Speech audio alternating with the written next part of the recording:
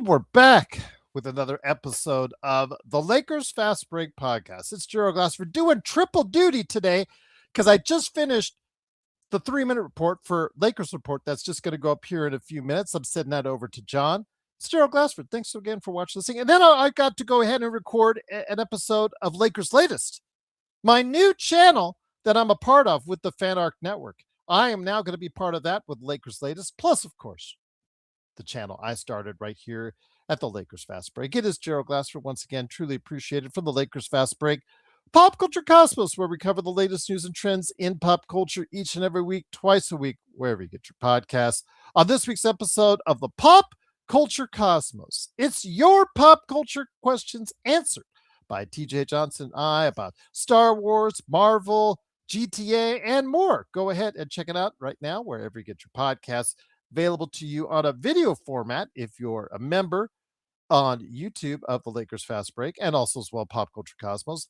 But you can also go ahead and catch it as an audio version as well on Apple Podcasts and Spotify. And for this weekend, John Orlando and Gerald Glassford, that's me, they come right back. We come right back with a State of Pro Wrestling where we go ahead and preview the Royal Rumble and more. We talk about the world of pro wrestling coming up here on the latest edition of the Pop Culture Cosmos. That'll be coming up this weekend as well. So go ahead and make sure you cover that with us. Plus, again, I did mention that I do have another channel that I'm a part of with the Fan Arc Network. It is called Lakers Latest. So if you want your 15 to 20-minute fix tomorrow morning, go ahead and check it out when it drops on YouTube on Lakers Latest, right there for you. Don't forget as well, my man Drip Show at Drip Show Shop on Instagram and Twitter. Go ahead and cover him. Remember the great pillow that he made that I just absolutely just cannot help but love it, but as well as the canvas art behind me of LeBron James in better times and Luka Doncic in better times when they don't get smoked by 30. Go ahead and support Drip Show Shop today at Drip Show Shop on Instagram and Twitter. Daniel Barry Sports Highlights. Yo, the Lakerholics, Lakerholics.com. Joe Soro, the Joe Soro Experiment. And, of course, my good friend, John Costa, who I just did the 3-minute report. I'm going to send this to him here in just a minute, and hopefully he will be able to get that ASAP to put that up there as well. So go ahead and support all these great Laker channels, but I would be remiss. I talk about Lakers Latest. I talk about Joe Soro Experiment. I talk about Lakers Corner. All these great places I want you to support and like and love and subscribe to. I would be remiss if I didn't include the Lakers Fast Break. Please, humbly ask if you could like and subscribe there as well. JSJ says it's Joe's fault. It's Joe's fault for today. I don't know about that. You know what? I blame him for a lot of things, JSJ, but not today. You know, LeBron came back home to Cleveland today as the Lakers continued on the Grammy trip in Cleveland, Ohio. And, well, I got all misty-eyed when they played him a video of his career in the first half. Must have affected him greatly because he absolutely stunk up the joint in Cleveland. 11 points, 6 turnovers. Luka Doncic tweaking his foot. Now, it's interesting because Cleveland has had this elevated floor deal for quite some time and has had other players hurt themselves on this elevated floor, yet nobody seems to want to do anything about it. So, lo and behold, first half, Luka Doncic tweaks his foot right there on the edge as he's backing up from a three-pointer, right there on the edge of it, right before he get to the Lakers bench. And that was really quite concerning, but he did come back. He did score 29, but after a back and forth first half, where the Lakers were only finding themselves down by 2, they absolutely decided to give up. And there's just nowhere better way to say it. They just absolutely stunk up the joint. Cleveland went on a run early in that first half. Kind of sensed that as well as I was watching the game while I was mobile. I was just sensing that, you know what? In the second half, the Lakers always give up some kind of run to start up the third quarter, sure enough, but they usually come back, right? They usually will come back and make it a contest, usually win the game. That's why they have the differential that they do. Well, they didn't. They decided to roll over. They rolled over hard as they ran up the score, and, well, you saw the score as it came out, 129-99. The Lakers lose by 30. They're now 28-18 on the season. fifth place in the Western Conference. Absolutely a miserable effort in that second half. I'm sure JJ's stomach is churning quite a bit after this lack of presentation. As far as it's absolutely just a travesty that it could happen. So I know that JJ Redick after the game is talking about the safety hazard of the Rocket Arena that's elevated about 10 inches off of ground level. Like I was talking about, if they don't do something about that soon, they're going to get a major injury. They lucked out, and the Lakers lucked out, and we all lucked out today. Hopefully, there's no lingering issues with Luka as the team heads on to Washington here on Friday. So we'll see what happens there. But again, great to have you here. Of course, JSJ. No, you're not. You're not. You go ahead. Blame Joe. Blame Joe if you want. That's okay for you. But I don't think it was his fault today. JSJ said, should I watch the Rumble? Well, Triple H is guaranteeing some surprises. I don't know if these surprises are going to go yay or yay. More likely yay. So I'll leave that up to you, my friend. Hopefully you'll get it free off the ESPN app, off of the YouTube TV or wherever you can get it. They've never made that clear who gets it free and who doesn't. So don't pay for it extra. That's what I wouldn't do. But that Saturday night's main event was their best Saturday night's main event ever. And I'll just see that in there. But again, it is the Lakers Fast Break. Truly appreciate you joining us. Danny, you're in the mix. Truly appreciate you being back here. He says, we didn't come to play. We didn't come to play. We didn't show up. They didn't care. They thought to themselves that this is a boring game. Our Lakers tonight look like a peewee team. Yeah, they just didn't come to play in that second half. They decided not to show up. They started out the game on a good note because they pushed the pace, long outlet passes for some easy baskets right away, which set the tempo in that first quarter for the Lakers, but didn't follow up on it and didn't make too much of it as the Lakers only fell down. They had a 10-point lead at one time and just it kind of whittled away until the Cleveland Cavaliers finally pulled themselves ahead in the second quarter and right close to the half. They pulled ahead by 2. But you could just sense that momentum shift with the Cleveland Cavaliers as they closed out the half. And they just started out like gangbusters. Tyson was doing some great work. He's been a great find for them. Of course, Donovan Mitchell had an okay game for him, but everybody else, as far as the support, that's where that really was killer for the Lakers, was that the rest of the team, rest of the Cleveland Cavaliers gave good support offensively for the Cleveland Cavaliers outside of just, again, Spider Mitchell having a okay game. Nothing great for him, but Tyson, Allen, those guys, they really had it, especially in support of the fact that Evan Mobley was out and is going to be out for a little bit with his calf strain. So just a disappointing effort in that second half as the Lakers lose by 30, 129-99. Black, what's going on, my friend? John sends his love as always. I do have his back, but Black, I always respect your opinion as well, as long as you guys aren't at each other's throat. But yes, it's absolutely a terrible second half. Black says Lakers need to find a way to get rid of LeBron and get Giannis. Good luck on that. You have 8 days, Black. You have 8 days to let the Lakers know how they're going to get rid of LeBron off of a no trade clause in his contract and get Giannis Antetokounmpo instead without a multitude of first-round draft picks. So good luck is what I'd say. Black, you and I both know that that's not going to be a possibility. But, all these sites, and including, Lakers latest, they want some rumors on fan art. They want some stuff like that. So I might put out some little teasers there as far as for them, because I know that they're a small network, want to really grow up as far as the network as a whole is concerned. So I might give them some little tidbits on that as far as the rumors. But of course, the big rumor that seems to be out there is Anthony Irwin.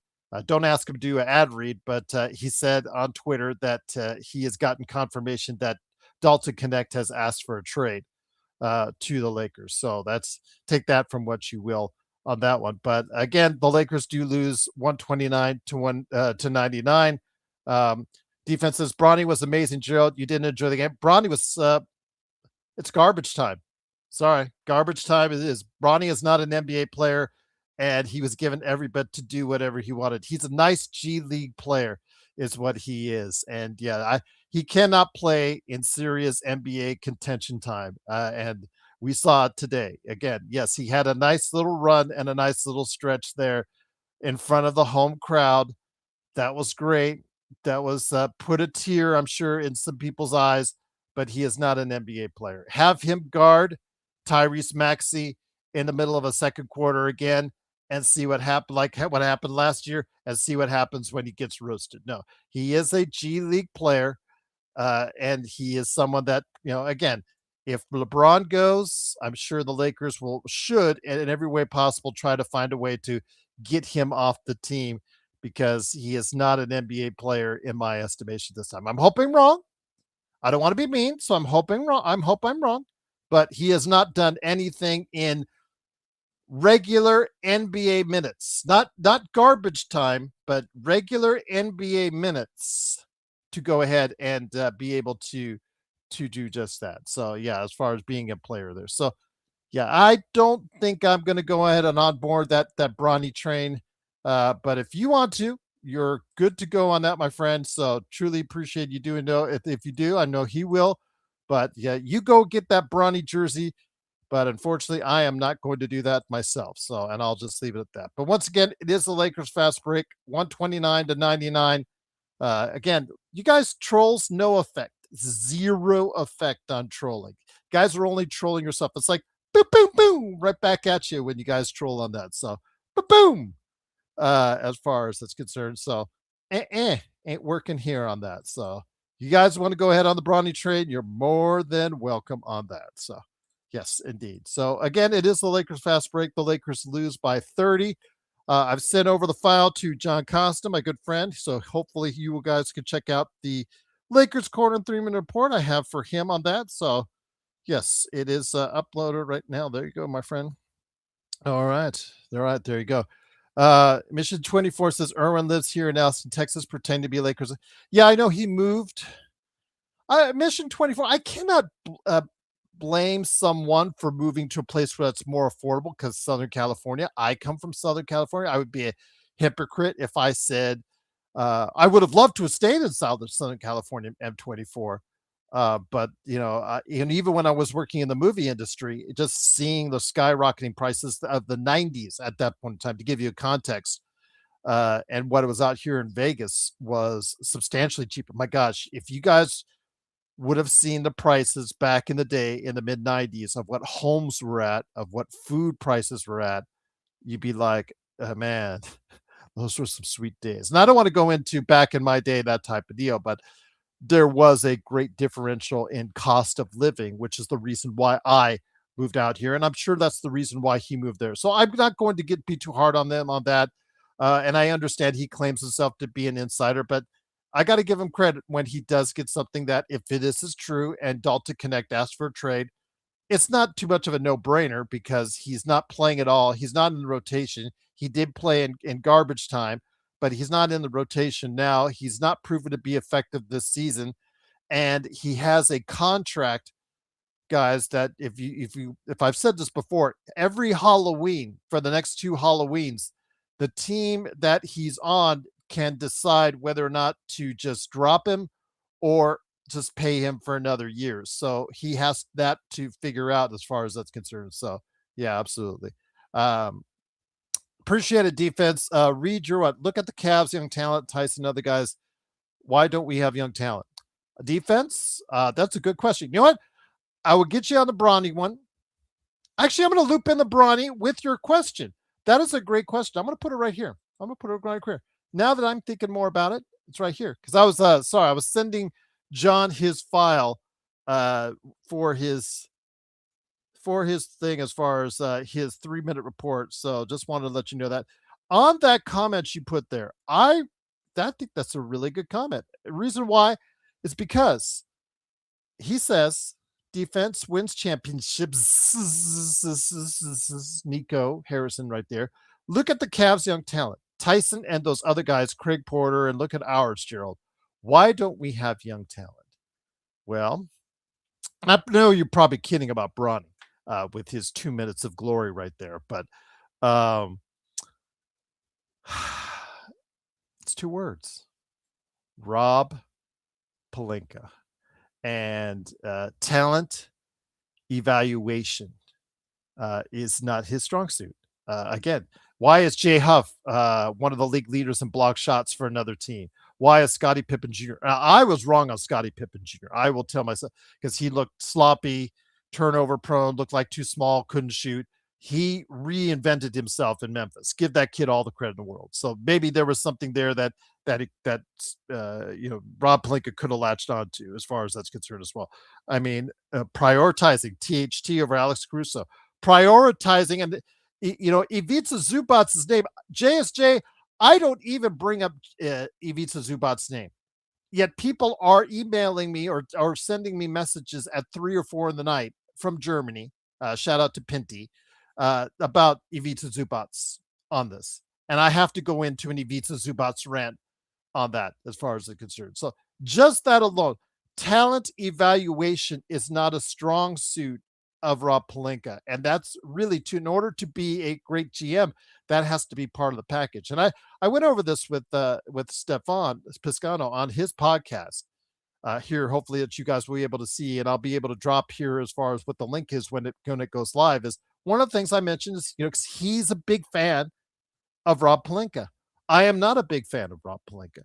And right there, defense wins championships. It is because the talent evaluation by Rob Pelinka is below average. He has been supported with some trades or some acquisitions, i.e., LeBron with Magic and him, AD, the trade there, and Luka here, that has kept him afloat as far as the superstar value. But it's building out the rest of the roster that has been very problematic for him. And that's the reason why we have not been able to sustain ourselves a level of greatness that we had in 2020. And it's just that simple. You build championships around quality players, and he just doesn't have the talent evaluation skills to sustain that over a long period of time. And that's just you see that tonight.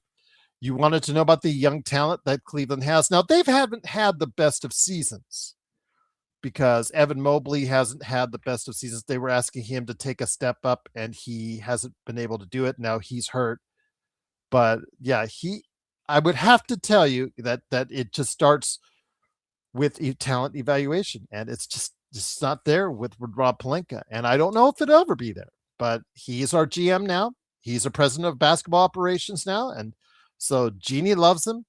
With all that, the relationship to Kobe, we all know that. We won't go down that road again. But again, it's just that simple. We have to go ahead and hope that Rob finds the ability, or finds someone that's able to, in the scouting department, the revamped scouting department, that will advise him better on who to choose going forward. JY says being a great GM depends on if ownership loves you, and Rob has Genie wrapped around his finger. Yeah. JY, did you not read the ESPN article? We talked about it. How much did he get, an $8 or $24 million bonus? Doesn't matter. He got a multi-million-dollar bonus just because he was in the position. The Ramby, the CFO, and Rob all got big, and either an $8 or $24 million bonus. Yes, it's Kobe related. If you read that ESPN article, when the team was sold to Mark Walter. So that tells you right there how much he is loved by Jeannie. And a lot of it is based off that relationship he had with Kobe. And you just got to take a look, JY, at that situation with Magic Johnson, where I don't know if Jeannie was pitting them both or what have you, stabbing each other behind the back and all that. But, when it came to siding with one or the other, she sided with Rob, and Magic was out. Now, Magic wasn't, the greatest president, GM in the world. Ivica Zubac. I mean, he was the leader in that trade. Rob was in the room. They both could have said no, and they didn't. So I'll leave that to you as far as I'm concerned. But yeah, Rob's evaluation of talent, JHS, and now Dalton Knecht, this has been a bust as well.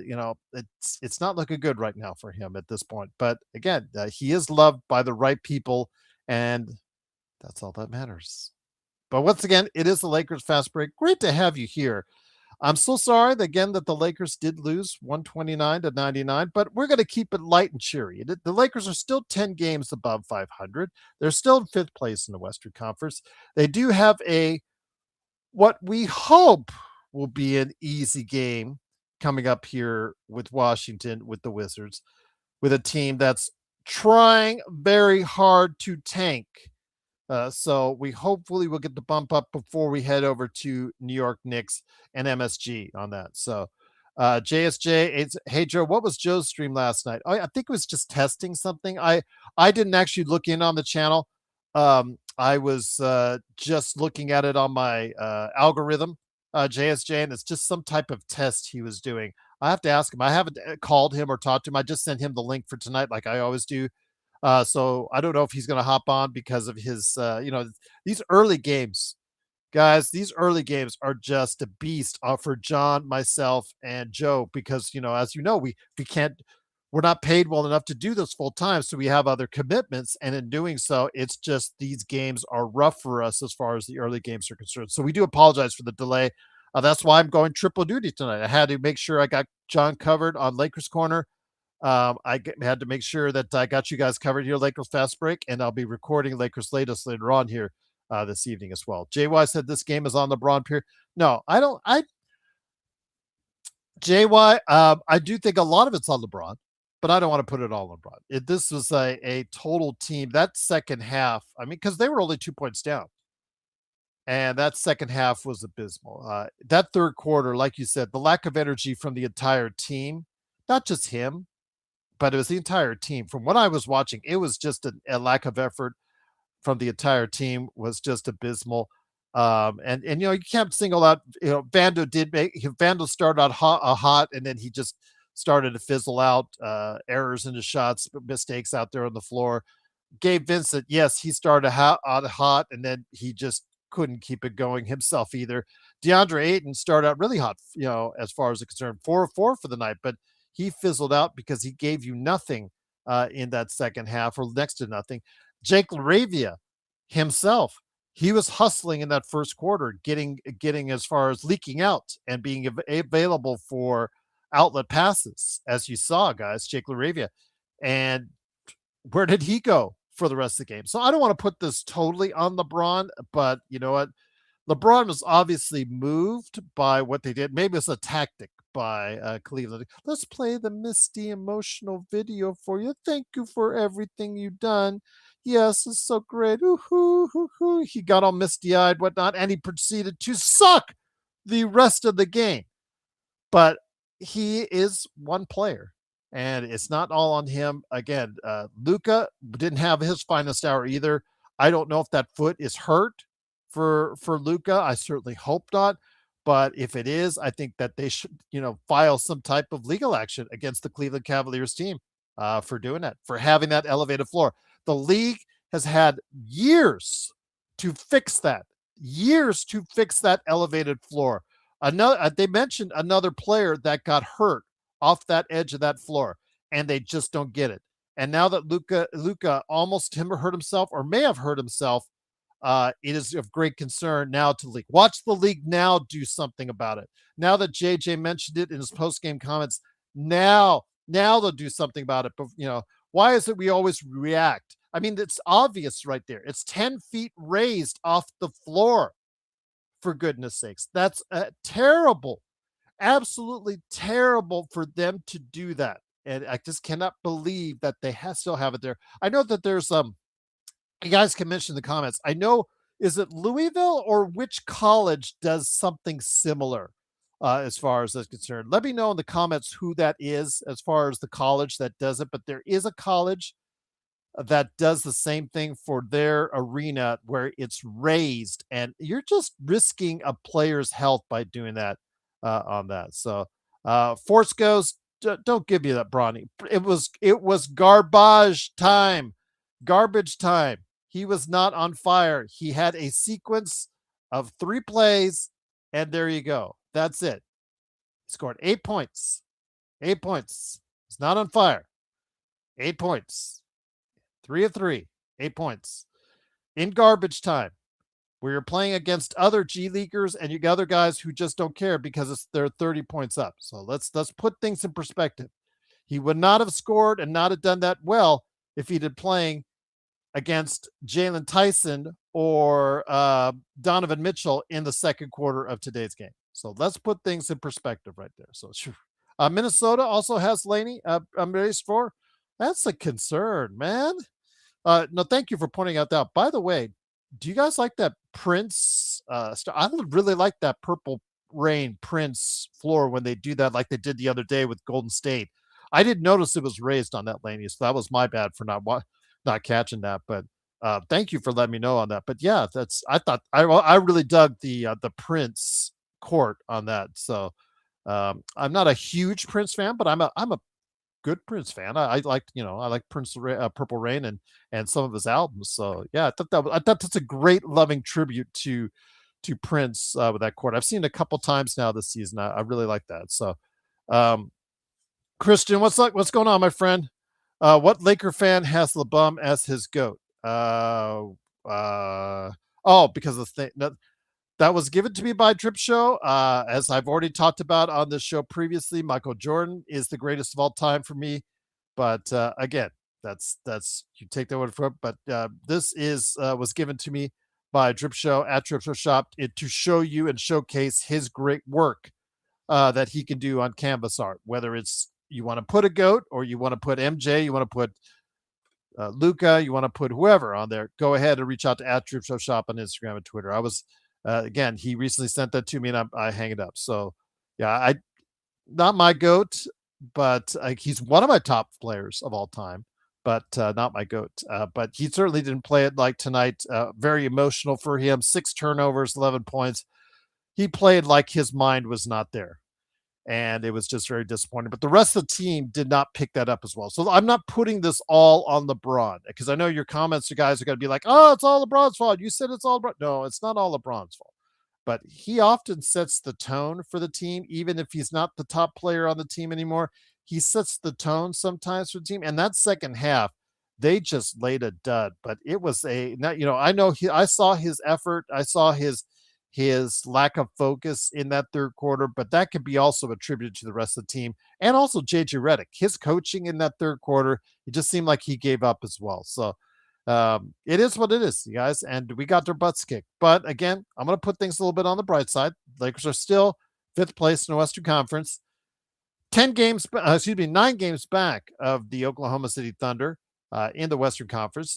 And of course, it was announced earlier today that Giannis Antetokounmpo is now available officially on the market for everybody. So you too can have a chance to get Giannis Antetokounmpo on your team by the trade deadline, which comes in about a little over 7 days away. So I'm looking forward to hearing your thoughts. Do the Lakers have an actual chance at getting a Giannis Antetokounmpo in the next 8 days? And if your answer is yes, I want to know why. I want to know what package on that, as far as they're concerned. What package would you actually send that the Milwaukee Bucks, John Horst would say, wow, that's a really good deal. I think we have to take it. Because I don't think there's anything out there that the Lakers could offer right now until they accrue those 3 first-round picks is going to be of any interest to Milwaukee. I mean, again, you can make it hopefully where there will be a sign and trade that you can muster, and then maybe you could work out a deal with 3 first-round draft picks, including the draft pick this year, for Giannis Antetokounmpo, and a sign and trade once you sign Austin to a 5-year deal, and maybe you could work out something like that. I don't know about for sure 100% the logistics, how that would work out on that, because the timing of when the draft is to when the start of free agency is. But yeah, absolutely. I want to. JY says, can I guarantee a win on Washington on Friday? JY, I'm not going to say a guarantee because, one of the longtime panelists of this show is Admiral Akbar, Jamie Sweet. And too many times in life, he is called a trap. It's a trap. That's why we call him Admiral Akbar, because he calls these trap games. So I don't want to say they will totally punt it in Washington, but when you look at the standings, again, I mentioned the Lakers 28 and 18, fifth place in the Western Conference. Washington is 1-9 in their last 10. So hopefully that trend can keep on going. And they are on a winning streak as of now. They won their one game in their last game. So hopefully that will mean that the Lakers will come in there and roast them coming up here, I believe, on Friday. So I'm looking forward to seeing that. But T3 says Giannis is going nowhere. That's a great possibility, is that these teams are not going to give Milwaukee what is desirable enough now, and maybe work out something in the summer. But maybe if you are a buyer and you want to say, you know what, if we let this play itself out, the deals by the other teams could get better and better, and we may lose a chance at Giannis. So you may see a San Antonio team get a little desperate. You may see a team like Detroit or Atlanta get a little desperate. You may see a team with assets, Houston, OKC, thinking, maybe we should act now. Maybe we should overpay now to go ahead and ensure that we've got Giannis Antetokounmpo. We'll see. But I want to hear your thoughts on that. Sports Baby Vari, great to have you here. Long time no see. Sorry I couldn't jump on Discord tonight. I was all over the place 2 hours watching the game from mobile, watching the game from here, back and forth. So yeah, I apologize. I could not jump on Discord with you guys tonight, but I hope to do it on Friday for Washington, my friend. But thank you so much for the love. Truly appreciate it. It is, of course, Gerald Glasser. Thanks so much again for watching us, and truly appreciate you joining us. I don't think Joe or John is going to be here. I know Joe was planning on jumping on, but I don't see him yet. Let me go ahead and see if I can get him, because I know my time here is not infinite this evening. But I know he wanted to do an experiment tonight, was the original plan. As far as it's concerned. So I don't know if that still holds, because I know he was, as you say, JSJ, testing out his channel last night. But again, I reached out to him just now and see if he's coming on. So just wanted to go ahead and make sure you guys are covered right here at the Lakers Fast Break. And then again, mention to you guys, hey, I'm working with the Fan Arc Network. I'm trying to branch out into more opportunities in the Laker fandom as far as it's concerned. And now I'm working with Fan Arc, the Fan Arc Network. Hopefully you guys will like a lot of the teams that they cover, because they're a burgeoning network with some really good teams that they cover. They're trying to get as large as think of it like the Locked On Network, but a new personalities, growing personalities that hopefully you will like and enjoy, including me covering the Lakers at Lakers Latest. So I will be dropping a 15 to 20 minute video each and every day. They're going to drop it in the morning, they said, for you right there on YouTube. So hopefully you guys will be able to enjoy it and see what I have to offer right there at Lakers Latest. So hopefully give me a like and subscribe there. And you give me a like and subscribe here on as far as here's concerned. Yes, Gerald and Joe. Well, yeah, I don't think Joe was talking about. Yeah, Joe and I went at it because Joe got something wrong again. I called him out on it. Then he told me to wrap my shirt around me, and he didn't realize, because he was not very observant, because he gets in those zones where he sees nothing else but himself. And he didn't notice I had on a Kobe and Gigi shirt, the annual Kobe and Gigi shirt, excuse me, that I wear every year to honor the tragedy of what happened with Kobe and Gigi's passing. And he didn't know that. So he's like, just to see his face on one of life's most embarrassing moments for him, very awkward moment for him. Yeah, it was.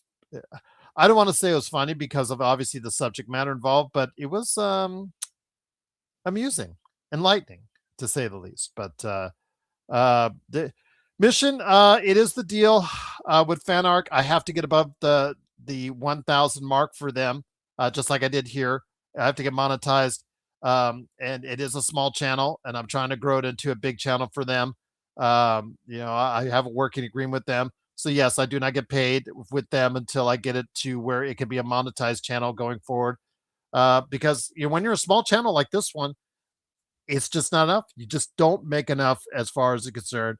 And so you had to got to look out to other ventures. So I'm trying to branch out, and hopefully eventually that everybody that goes on my other works or other channels that I'm on or whatnot will eventually find their way here as well. So again, I want it to be a universal thing where you can see me all over the place covering the Lakers, and then hopefully come back here to Lakers Fast Break and like what you see as well. I'm hoping to grow, and I'm trying to figure out ways to grow M24. We've been trying for years how to get this thing as far as, beyond the great base of fans, the great community that we have. We have a great community here at the Lakers Fast Break, but I want it to grow and I want it to expand. And we always want to grow and expand, but I think what we bring to you guys on a regular basis is as good as, if not better than, Anthony Irwin, for instance. Okay, yeah, he got the great scoop on Dalton Knecht. Pat yourself on the back.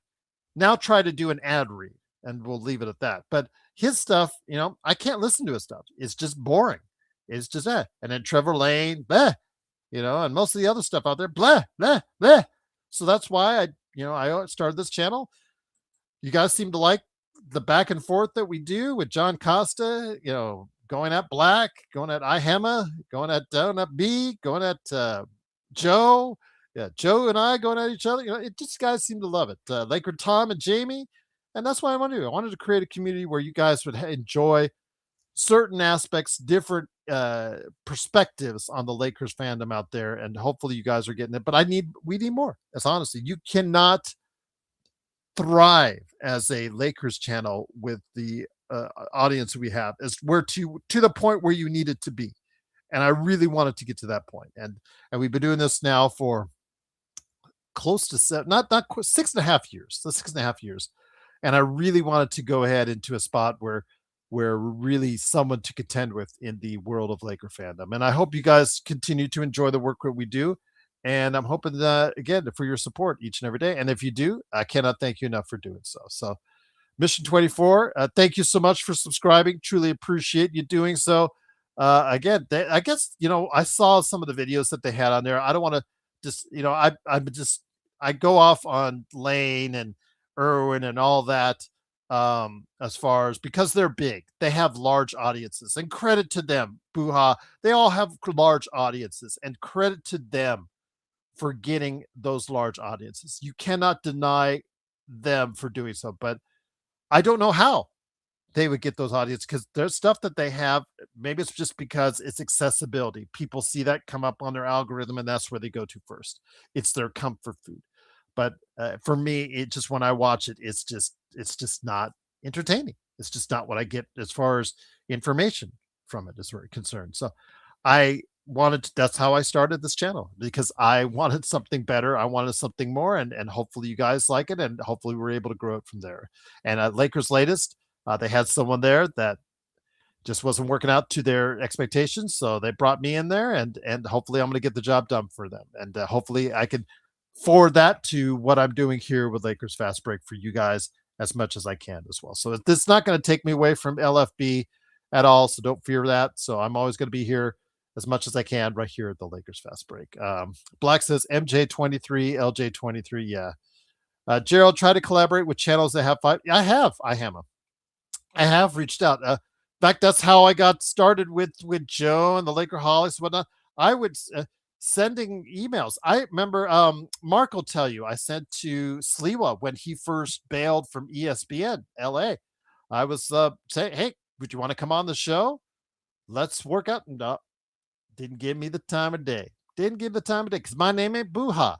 My name ain't Irwin. My name ain't Kamenetsky. My name ain't one of those guys. So I guess I'm persona non grata. We're the opinionated guys. We're the guys that, that just tell it like it is. And sometimes it rubs people the wrong way, but you know what? It's okay. We're going to grow. We're going to get there. And I cannot thank you enough for your support, and we will break through. It's going to take a matter of time, but we'll get there. We'll get there for you guys. But JSJ says, hey, Gerald, should I watch the Rumble? There's been no buildup at all. Again, JSJ, I want to quote Triple H. Don't love quoting Triple H, but I want to quote Triple H, and he said there's going to be a lot of surprises in store at the Rumble. I don't know if those surprises are going to make you go, yay, or they're making you go, eh. So again, my leaning is that these surprises are going to make you go, meh. But again, they're coming off the best Saturday night's main event that they've ever had. And you could quote me on that. That is probably the best quality wrestling Saturday night's main event that they've ever had, as far as quality wrestling from the beginning to the end. And if they can take that momentum and ride it into the Royal Rumble, maybe it'll be something worth watching. I'm going to try and catch it. I'll tell you that. I'm also trying to catch the full episodes of Wonder Man as well. So for the Pop Culture Cosmos. So my plate is full. My plate is full, and I'm trying best to do what I can to keep my schedule busy and still be a family man and do my other commitments as well. So yeah, absolutely indeed. But JSJ says there will be no surprises since Triple H said that. Yeah. Again, if you take that Unreal series as seriously and think that's actually legit, more power to you. I don't treat it as 100% legit. I think they're working, as they say in the business, they're working the work of the work on Netflix, and I'll just leave it at that.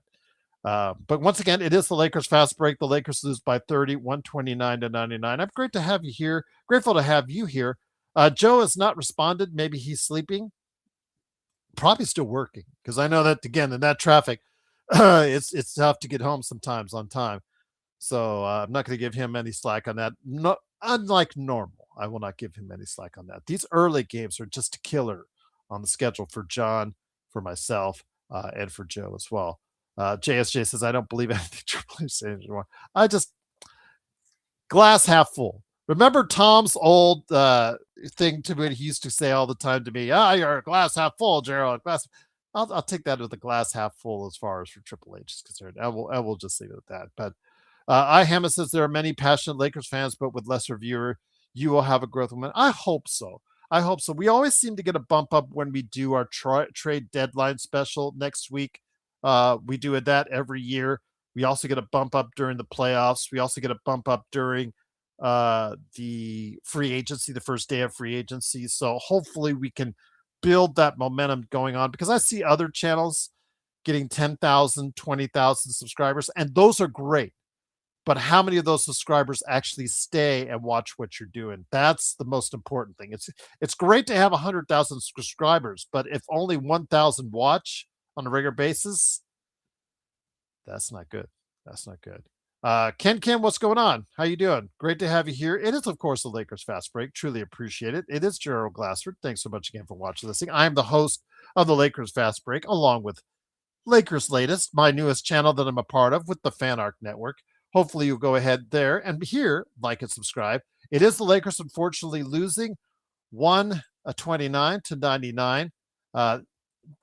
Thank you, Ken Kim. Very kind of you to say. Truly appreciate it. He says, I'm already subscribed, and you and Joe are the best. Absolutely.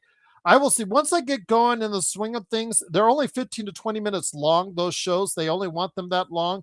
On Lakers Latest, I know a lot of people are asking. This is the original plan I had for Lakers Fast Break before I started bringing on guests and whatnot, was to go only 15, 20 minutes. Get it? Lakers Fast Break. It was supposed to be just a fast. Yeah. That went out a long time ago when I started interviewing Laker Tom, and then, of course, Joe, and then everybody else came into the mix and all that over the years. But this will stay 15 to 20 minutes. That's what Fan Arc is asking. And but that doesn't preclude maybe sometime Joe and I or another guest coming on for me to go ahead and bring to you some stuff on that. Just a little quick hits for you on that. But yeah, go ahead and give it a shout out. But for now, the Lakers, again, lose. But I want to go ahead and make sure we cover a full hour for you at least. And I want to go ahead and ask, okay, the trade deadline is coming up. And I get inundated with a lot of mock trades. Some of them are really good. Some of them not so good. But that doesn't mean I don't want to see them. That doesn't mean I won't react to them. So I definitely want to, if you got some in the comments, if you got some that you leave below, if you got someone that you want to email me, LakersFastBreak@yahoo.com. Absolutely. And speaking of LakersFastBreak@yahoo.com, Rogelio sent me there he goes. Sent me a question the other day, and I forgot to read it. And I'm sorry, Rogelio. All apologies to you, my friend. But I told you I would get you back next time I come on the air on the LFB. He said, "Hey guys, you're doing a great job tonight." This is the other night. As far as a trade, at what price should the Lakers pay to get better? I don't think they have as much to give. As for trading for as much to give, yeah, they just don't have a myriad of assets. That's very true. As for trading for Nurkic, I would not trust Danny Ainge as far as I could throw him. Well, I think Danny Ainge is still a little bit ticked that he was suckered into that trade with Luka because he didn't initially know, according to reports, he didn't initially know that the Lakers were trading for Luka. He was just asked to be involved in a 3-team trade if he could be a dump off waypoint for some of these assets. And he said, "Sure, I'll take some of your dumps." JHS was the dump. If you could go ahead and give me what was an additional second round pick, I think, or whatnot. So yeah, I think he got burned by that when he found out that Luka was part of the deal on that. But be that as it may, I don't trust Danny Ainge either. But again, he is going to be a valuable tool in this upcoming trade deadline, guys, because he is a way station, because they're under the first tax apron and they're under the second tax apron. So they have room to play with as far as assets are concerned. Plus, they have Nurkic, who did until he mysteriously got an ailment that had him out in the last game. Fancy that. But he did have 3 straight triple doubles. So he is now suddenly a hot commodity once again. There you go. Would like to see you and Tyler as it stands, Lakers channel. I send him hey, Mission. You know what? Bring him on. Absolutely. I'd love to have him on the show. Whether it's recorded or live, I'd love to have him on. You guys know I do recorded shows with the NBA observations all the time on the show. My last one with Caleb Ponce. I'm trying to plan out a couple more before the trade deadline. So yeah, absolutely would love to have him on the show, or vice versa. I'm willing to go on other people's show and hopefully get them some increased audience as well.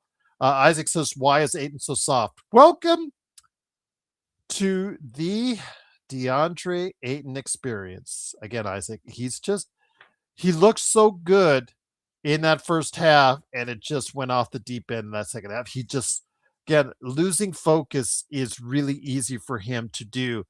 And that's why I would not commit a long-term contract to him. You're seeing what he is. He's 13-8. That's who he is. That's at this point in his career. That's who he is going forward. I mean, he wants the ball 20 to 30 times a game. He wants his touches. I get that.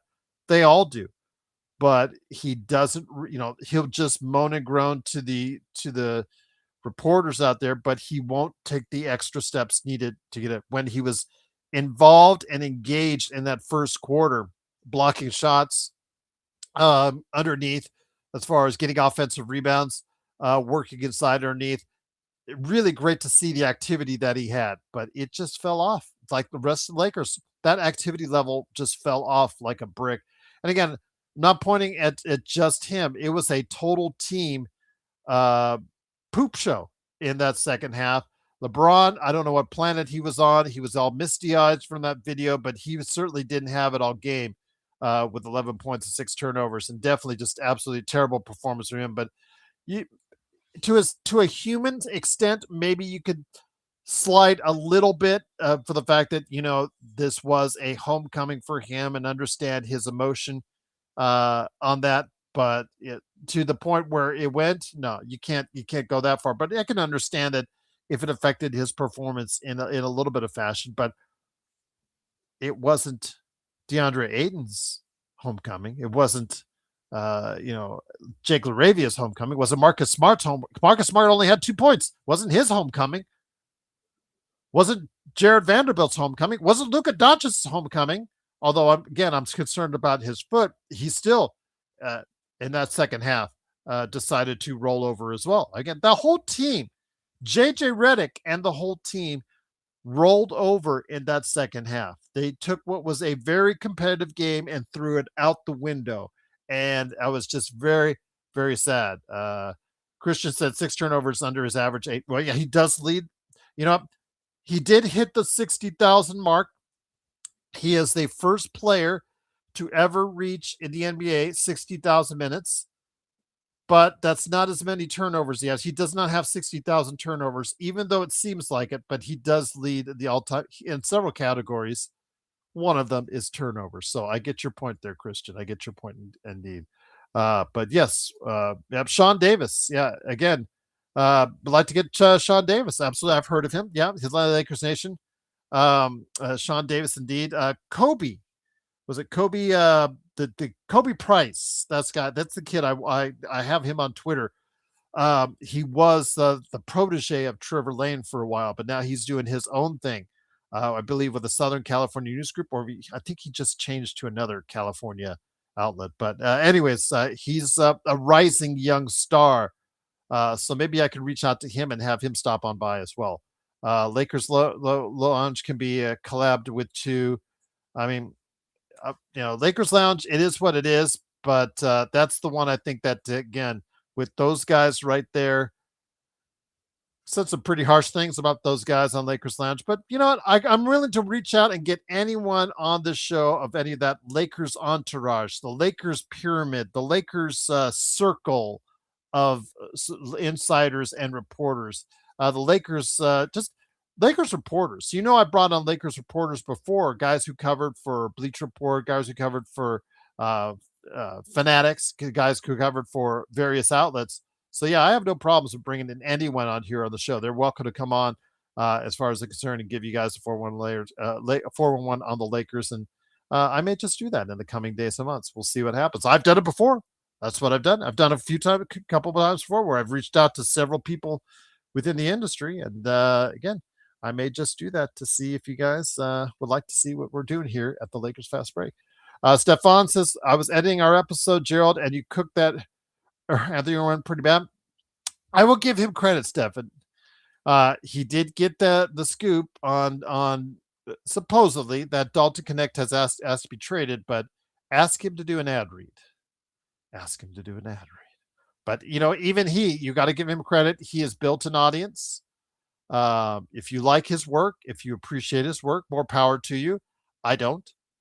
Anthony Irwin, I think that when he blew an ad read, I think that was the exact moment I said, I could do this better. I could do this better than he can. And that's when I think I got the light. I was already doing the Pop Culture Cosmos and other shows, and I was covering the NBA draft from time to time on that show. And I think that's when it really hit me. Start your own Lakers channel, Gerald. Start your own Lakers channel. So yes, Thamus, great to have you here. Thank you so much. You guys have been so great in the chat today. Maybe that's why Joe isn't here. Correlation. Joe isn't here. Chat is really cool and laid back today.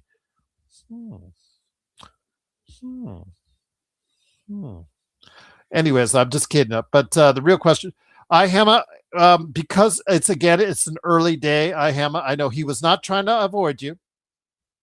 Because I told him I would have his back, but these early games suck for us guys in the West Coast. I had to move heaven and earth to get here on time, and I had to do his 3-minute report. So if you go to Lakers Corner, it's me doing the report, and then after this show, I'm going to be doing the Lakers latest, recording that as well. So I got triple duty for the Lakers today. But yeah, him and Joe, these early games, guys, they're really hard on us when you're doing this, when we do it. And we don't have the ability to do this full time because it's just not financially viable for any of us to do so. So it is really hard to jumble our schedules around sometimes to do so. We apologize for that, but we're not going to BS you. We're not going to throw a line of BS and say stuff like this, that. It's just, the fact is, we try to accommodate you guys best we can. And tonight, no John Costa, and looks like no Joe Soro as well. So I apologize for that. But again, I can't rant. I can't rant too much because this team just quit. The team just quit, and it's just so hard to stay mad all the time and rant and rant and rant. They were on a good streak. They had to, at some point in time on this road trip, have a stinker, and it was today. Well, actually, it was also at the Clippers, but again, they're so far, they have a positive record on the road trip. They're still 10 games above 500. They still have some assets they can move at the trade deadline. But again, it's not as we mentioned earlier by Rogelio, they don't have many assets. Again, let me go over for you. I talked about this on Lakers Latest in specifics because there's an ESPN article out there that Bobby Marks put out there. It gives you a breakdown of exactly the assets that each team in the NBA has leading into the trade deadline. And for the Lakers, they have the first thing is that they have one first round draft pick. It's 2031 or 2032 that they have as far as a first round draft pick is concerned. You can have that one, 31 or 32. Can't have both. Just that one you can trade. They also have a second round draft pick as well later on. I think it's a 2030. It is later on. It's not a second round draft pick coming anytime soon that they can trade to let you know on that one. That's it. That's all they have there. Now, if you are into pick swaps, if you like picks, come on down. The Lakers are pick swap city because they have 5 pick swaps. They have the ability to trade up to 5 pick swaps, which again, its beauty is in the eye of the beholder on that one as well. The golden rule I always tell people as far as when it comes to trades are concerned, trading draft picks, if you're a bad team now, you don't want to give up a draft pick in not too distant future because it's most likely going to be a high draft pick. If you're a good team now, the most attractive draft picks and the draft picks you may want to hold on to unless it's for something really good is later on down the road because that's when you may not be good. Like, for instance, 2031, 2032 is attractive because the Lakers may not have Luka by that time. So who knows what the team will look like and be constructed at 2031, 2032. So there you go. Silver, hey, what's going on? Silver, how you doing? Hey, Gerald, I've been watching you religiously since the end of last season. Keep it up. Thank you, Silver. Very kind of you to say. I truly appreciate all the kind words. You know what? You guys have made my day today.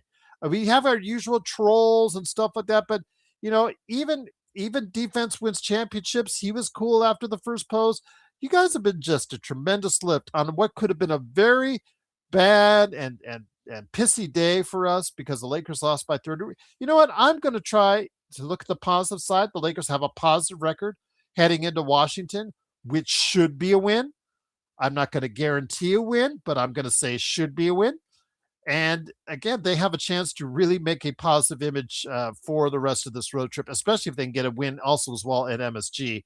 But we'll see what happens. But it's comments like these I've seen throughout the day that really have lifted me up for time. And you know what? I'm really thanking you guys out there for really doing a great job of lifting me up here in the comments. So absolutely. Isaac says, is AR supposed to be back on Friday? Well, as you know, this was a drama thing that went out over the past couple days. Yesterday, Shams put out a tweet. There was actually a tweet out that at one time that said, because I got it on my notifications, and it said that AR was supposed to be coming back for tonight's game against Cleveland. And he immediately deleted it. So I don't know what happened. I don't know what intel he got that was wrong. Maybe didn't hear right, what have you. But it was still a notification. And when I punched on it to get a clarification from the exact text, that was already deleted. So a couple minutes later, Jovan Buha put out the normal injury report, and he was listed as out. It has been talked about that there's a possibility he would be available for the Friday game against Washington. So again, you can take that for what it's worth. There was all signs thinking that he might be ready for Wednesday. Now it looks like Friday. I'm not going to guarantee it, Isaac, but I'm going to say the signs are leaning into possibly Friday being the day that AR comes back. So we will have to wait and see. LeBron said, my mom got to watch her son and her grandson play in the NBA at the same time, talking about because LeBron James' mom was in attendance all tonight. Got to see the team that they're on stink, but yes, LeBron and Bronny were out there tonight. So again, take that for what it's worth. I think it was just a very emotional night for LeBron, and I really think that it affected him. But that doesn't give him a full pass for what was done, because 11.6 turnovers was absolutely terrible. It's not excusable, and I'm not going to make excuses for it. But also the rest of the team. When one player is having a real bad game, the rest of the team needs to step up and take his place and say, you know what, we got you. We got you. And they did do that. They all folded. Luka, Laravia, Ayton, Smart. Smart only had 2 points. Gabe Vincent, all these guys in that second half, they just rolled over and died. And you know what? They all are to blame for tonight. Again, I'm not going to point it on just one thing LeBron or one thing Luka or whatnot. But yeah, I'm hoping Luka's foot is okay as we head over to Washington. But they do need to give him a night off. Hopefully LeBron will come back strong and the Lakers will, and AR will come back to the lineup too. That hopefully will give them a boost as well. Craig says, I heard Sunday. Again, it's conflicting reports, Craig. I'm not going to guarantee it about anything until I see it. I know Shams got burned by it yesterday. If I do get a confirmation, guys, I will post it on the posts for this channel. Plus, I'll also put Lakers Fast Break on Twitter. So I'll also go ahead. If you got me on Twitter, I go ahead and I retweet everything as far as from the main news writers and insiders on what's going on with the Lakers. But I will also post it in the posts right here on the channel as well. Rodell, what's going on, man? Again, sorry you're here on a bad day for the Lakers. Just again, terrible second half. You know what, Rodell? You're a lucky man. Think of yourself as blessed. I'm going to call you a blessed man because you said you didn't see the second half. You are a blessed man because you wouldn't want to see that second half because it was absolutely atrocious. I didn't see the second half, Rodell says, but why does this team always get blown out when they lose? Cavs were getting this.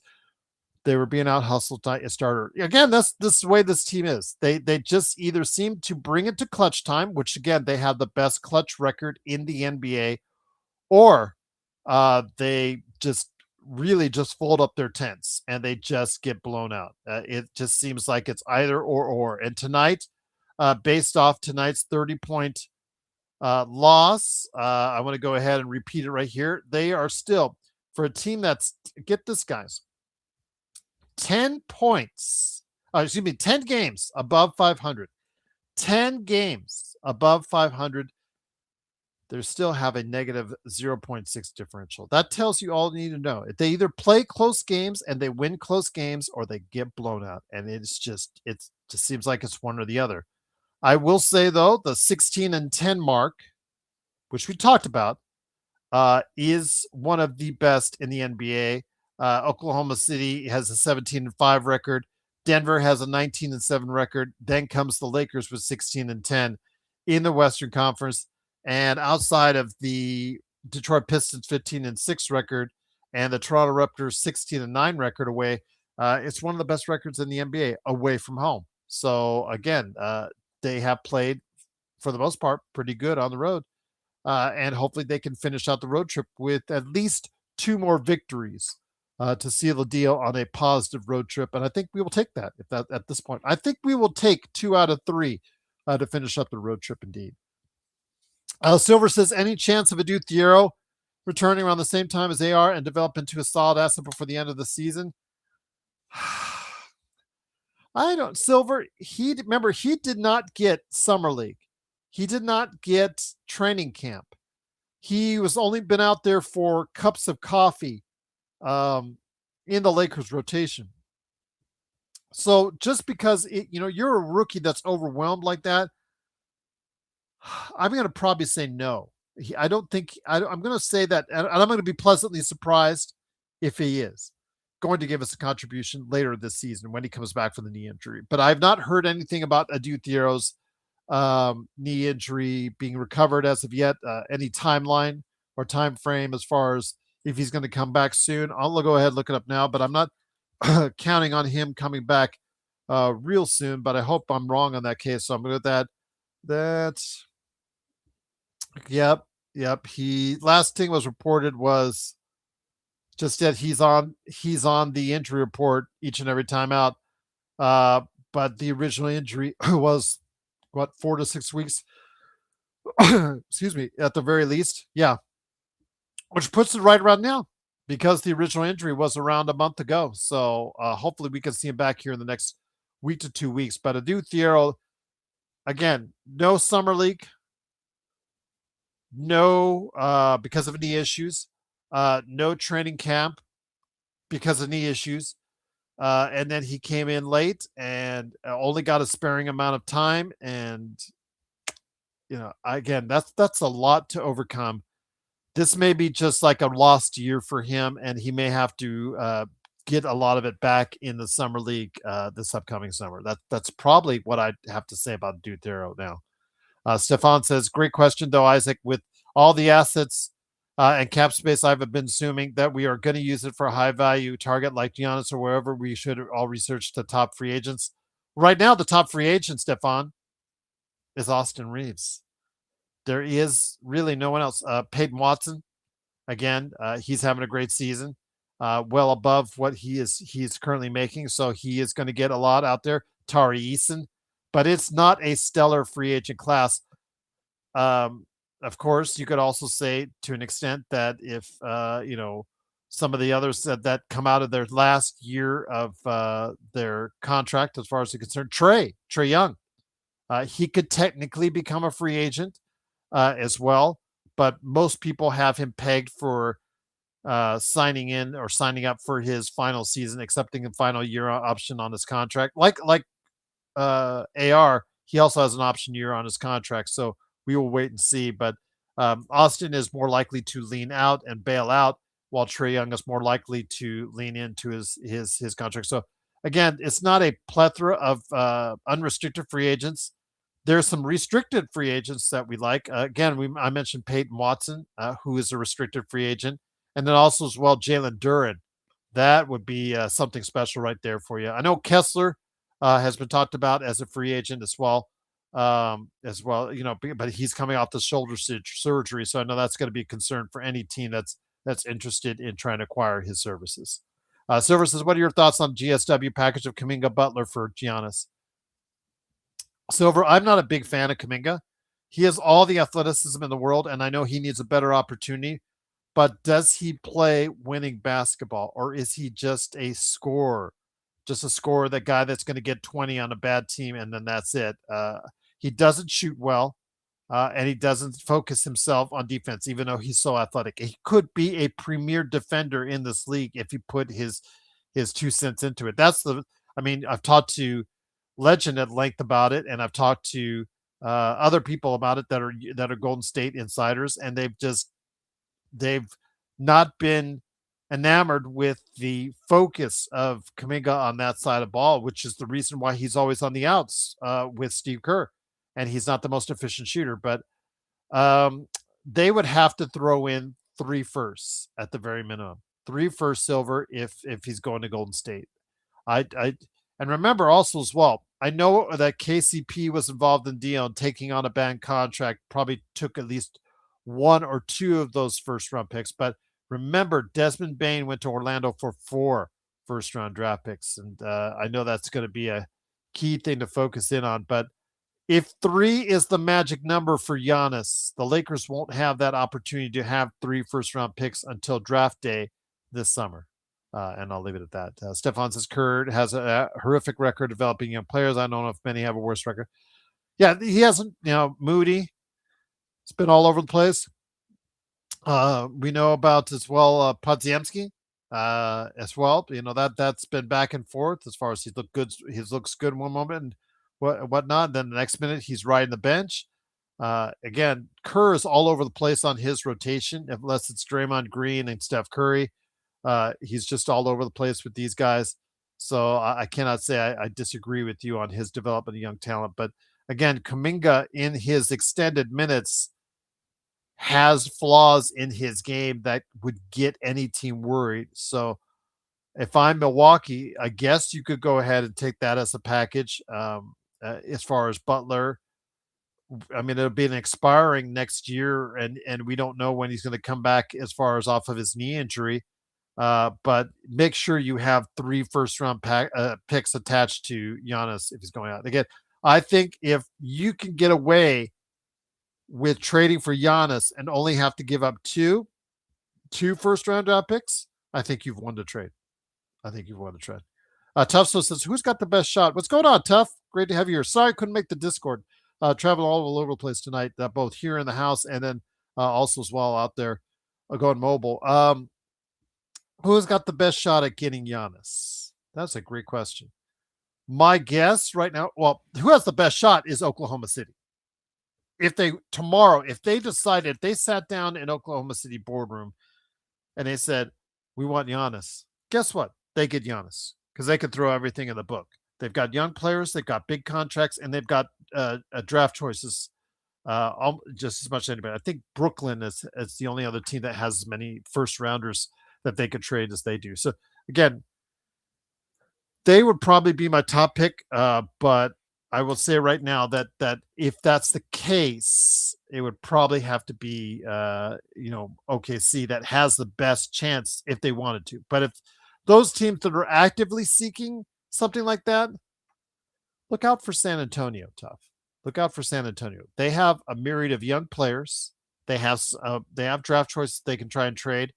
If they're willing to move Stephon Castle, and or De'Aaron Fox, or if they do a De'Aaron Fox, Dylan Harper deal and picks, that would get it done. That would get it done for me, as far as they're concerned. But that's just me talking right there. Intel says Clippers sending Harden to the Bucks.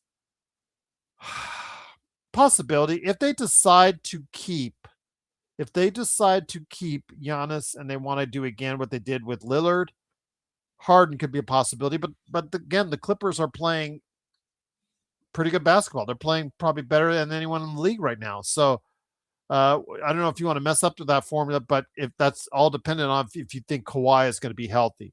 You make that trade if you think Kawhi is going to be healthy going forward, because they're now in the top 10 in the Western Conference. So again, you have to look at them, and they've been playing better than anyone else right now. Bag of Dragon, what's going on, Bag of Dragon on Twitch? Trade LeBron and Reaves for Castleman, but yeah, good luck on that. Yes, very good luck on that one. Yes. See how far that one goes.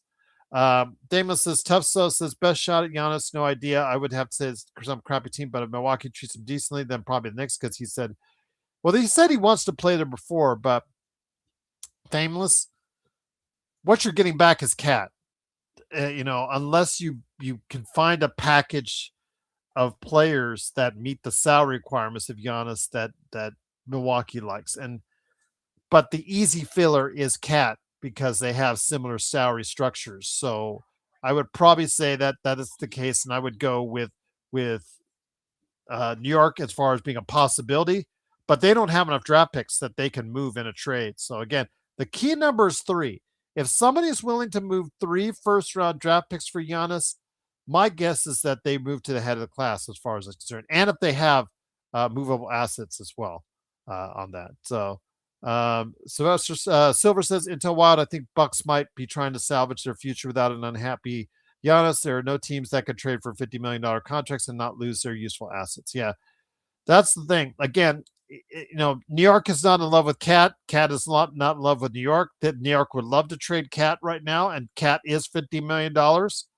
But I just don't think they have enough to go along with it that would make Milwaukee punch the needle on that, unless they can figure out some way to get multiple draft choices along with it. Cat, McBride, and 3 first-round draft picks. That might do it. If you could do Cat, McBride, and 3 first-round picks. I think we'll at least get Milwaukee interested. I'll leave it at that. Christian says the NBA is behind the trade that they don't like. They don't like OKC. Well, again, Christian, OKC has more assets than anyone, so they are the one that are easily most available to make that trade. So we will see what happens there. But again, great to be talking with you guys. You guys have been great here on the chat so far. Cannot thank you enough for being a part of what we do. Stefan says it's time to go grab Giannis while it's even a real. We just don't have enough assets. I mean, we have a 1. And we could give you expiring contracts. The thing is, I don't know how the timing would work out. I don't think you could do it, because the fact that the Lakers have the 3 first-round draft picks on draft day. But if somehow they could facilitate those 3 first-round draft picks, pick the pick, and that Milwaukee would like, and then wait until July 1st when you could possibly sign and trade an Austin Reaves. You sign him to a big $50 million contract. You sign him to that 5 for 241, and then you could sign and trade him to Milwaukee and send 3 first-round picks along with it. If you can figure out the logistics on that, I don't know.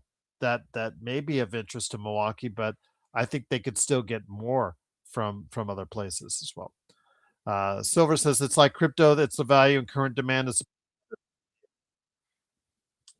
Well. It's just I was ready to leave. Here he is, indeed, my friend. It is, of course, Joe Soro. Joe, good to have you here. I know these early games are a beast on all of our schedules, so I'm glad to have you here. Not going to be here for too much longer, but I just wanted to hear your thoughts on the game. The Lakers, again, very competitive in that first half.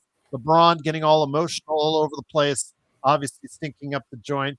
But I can't put this all on him. This was a team quit. The team quit in that second half. JJ just absolutely could not find anything to punch his finger on as far as the button to push. They just a reducible effort in that second half, and the Lakers entirely collapsed for a 30-point loss. I will put on the good side. The Lakers, again, still positive record on this road trip, and they've got a team in Washington that they're going to face that wants to tank. So hopefully that's an easy win on Friday. Yeah, I'm gonna have a show tonight anyway. So Gerald, you're welcome. I'll send you a link. Okay. The plan was to have a show tonight anyways, and I have some things. I mentioned that. I wasn't sure, but I mentioned that. Yeah. There's going to be a show. It's going to be the experiment, kind of the regular. We're going to talk about the Lakers, football, pretty much all the sports. So we'll be able to get some of the discussions out. But I was watching the first quarter, and it wasn't. They weren't getting the rebounds. It was very fluky offensive rebounding on Cleveland's part. It just didn't matter what was going on, if they were boxing out, if they were touching the ball. It didn't. I just feel, again, the fundamentals is just not there anymore in basketball, to the point where these guys can't grab a basketball. They don't box out, Joe. They didn't box out at all. And even when they did, I don't know. Does everybody except LeBron put oil on their hands before the games? I don't know what this team's problem is with controlling the ball. And as far as quitting, see, this is why it's so hard to gauge or assess or predict anything with anything right now in basketball. I was talking to some of the boys in our chat today about the information in terms of possibly Giannis being on the move.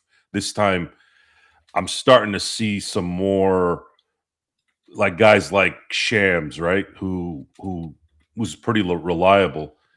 This guy wants out of Milwaukee at this point. I think it's pretty clear. The problem is he didn't want to look like the bad guy, right? And he shouldn't. He shouldn't. But whether they get a deal done in this deadline or not is it's not important. The most important part is what is exciting about the NBA right now. What is carrying it, really?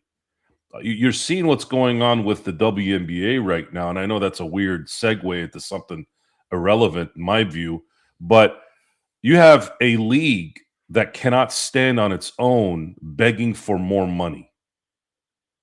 And then you realize that the league that's supporting it is also not really, I guess, in tune with the average general audience, because people are disgusted by the style of play. They're disgusted by the inability to show any kind of consistency in any way. For these teams to play like this, it's the NBA is the Anthony Rendon of sports right now. That's the easiest comparison I can use. And there was another player back in the day, Mike Hampton. I don't know if you remember him. He was a pitcher for the Mets, got a big contract from Colorado. He did almost exactly what Anthony Rendon did back in the early 2000s. This is the kind of stuff that turns people off. And what's going to keep all these sports businesses going, though, I don't know so much about the WNBA though, but what's going to keep these businesses going is gambling, and that's why there was a lot of hesitation on that, with at least from myself. But tonight's game it's sad because you have LeBron playing in Cleveland, possibly for the last time. There's a chance. I don't think he's going to retire, but there's a chance he may. He may just say, "Look, I can't. I'm not going to be able to." No. Let's say no team picks him up.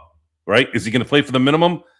I don't know. That would be a weird thought to imagine, right? So the sad thing is, it's just these guys don't really care. And it's not just the Lakers, it's just in general, the NBA. I don't think anybody really cares.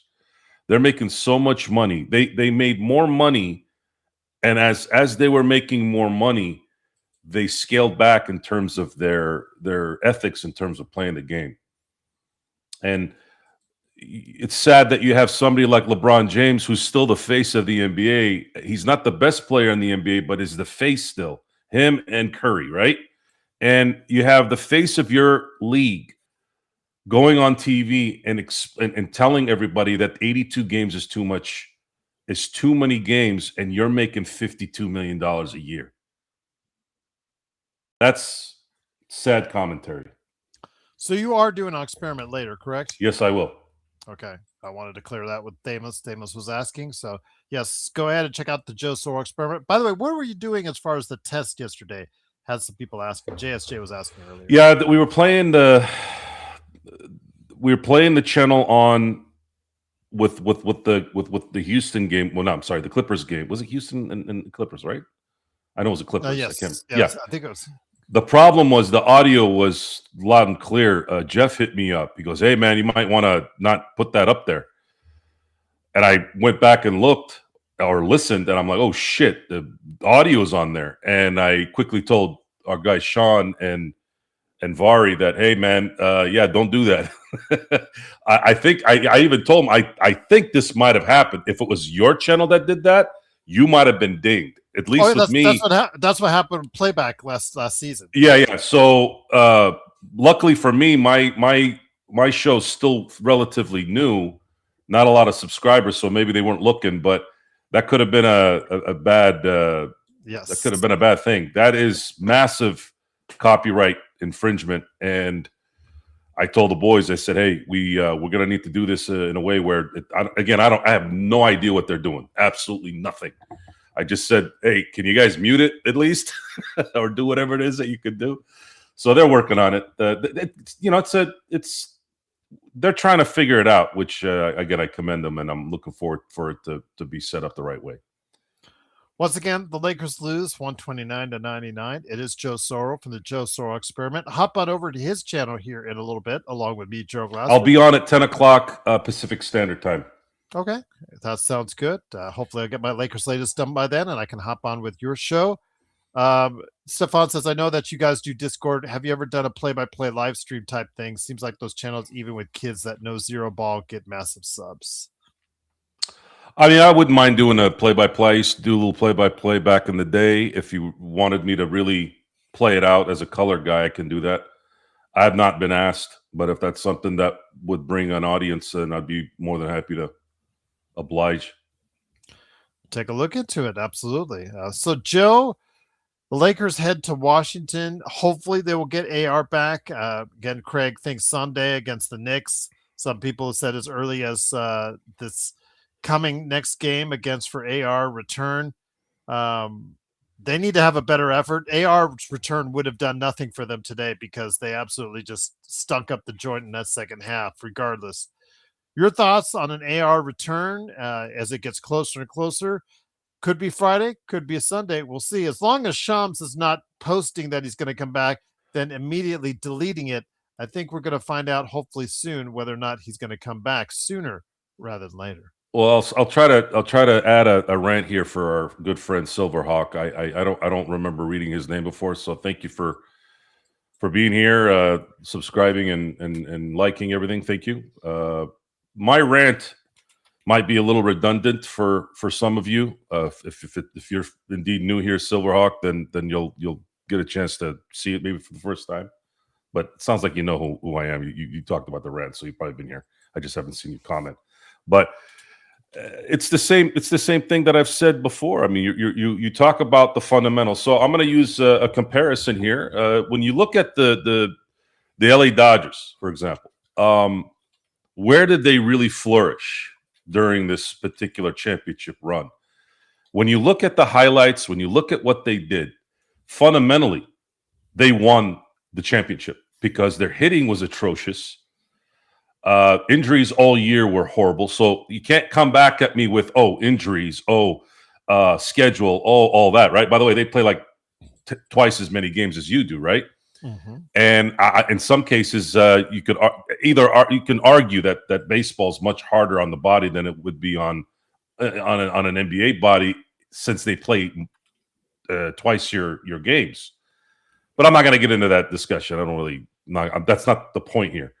So what happened with the Dodgers? What made them win? Well, if you look at all of the big plays in this game, outside the home runs, because home runs is instinct, it's timing, it's bad pitch at the wrong time, mistake by the pitcher. I'm talking about the relay punch out at home when you have a tie game. You have Teo grabbing a double by the hitter, throwing it to Edman, and the relay throw and then the throw from Edman to the plate is, perfect, and to the point where Will Smith was having coffee and a Danish before Schneider gets caught out, right? And then you look at Kike, which, by the way, that play that Kike did where he caught it in Game 6 and threw it to second, he had done that play to first in Milwaukee. So that wasn't the first time he made that play where he ran, caught, and got a double play, right? Matter of fact, the first one was harder because he had to throw it to first. So that's just a few of those scenarios. There's plenty. It's the wheel play by Muncy. It's Muncy's catch on Jimenez faking a bunt and hitting it, and it's right there. Like, fundamentals will save you when you don't have it. Fundamentals will save you when you don't have enough talent. So when do you wake up to that as a professional? Is it because no one else is doing it?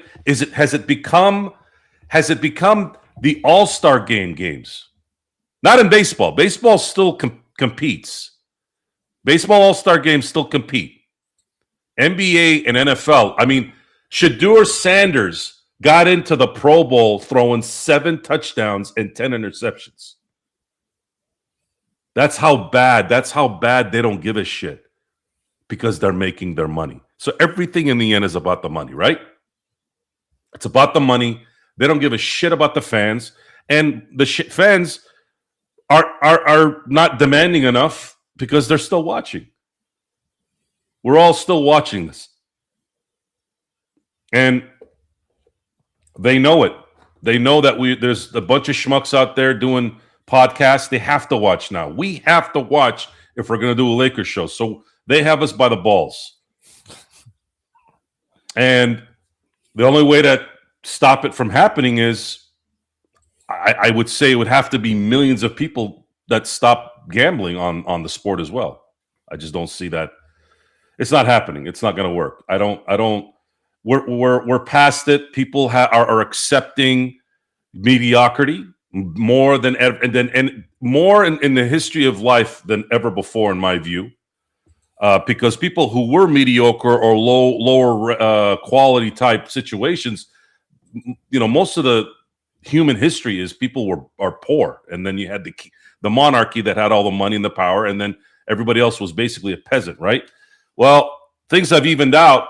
Again, I don't want to get into sociology stuff, but I read something the other day that made so much sense about how the middle class in America, like that defined human history. Like that defined the kind of like the transfer in terms of what humans used to live in versus what they are now. Like the middle class is why.